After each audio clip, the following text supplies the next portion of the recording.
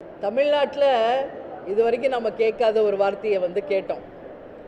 ஏதோ துரந்தர் அப்படின்னு சொல்லி ஒருத்தர் அதை பதிவு பண்ணதாக உடனே அது பயங்கரமாக வைரலாக சோஷியல் மீடியாவில் பரவுனதாக. துரந்தர்னா என்ன மீனிங்?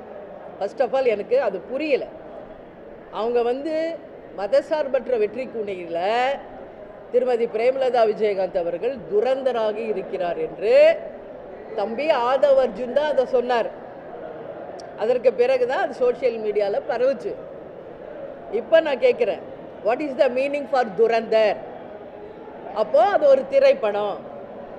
அந்த திரைப்படத்தின் டைட்டிலை எதற்கு ஏன் மேலே சொல்கிறார் அவர்? துரந்தர்னா என்ன? ஏதோ இப்போ உளவாளியாக அந்த கதையில் ஒரு கேரக்டர் வருதுன்னு சொன்னாங்க. துரந்தர் என்ற வார்த்தையே இந்தி வார்த்தை. ஒரு செகண்டில் நான் பதில் சொல்லிட்டு போயிடுவேன். இந்தி தெரியாது போடா, இதுதான் என்னுடைய பதில் அதற்கு.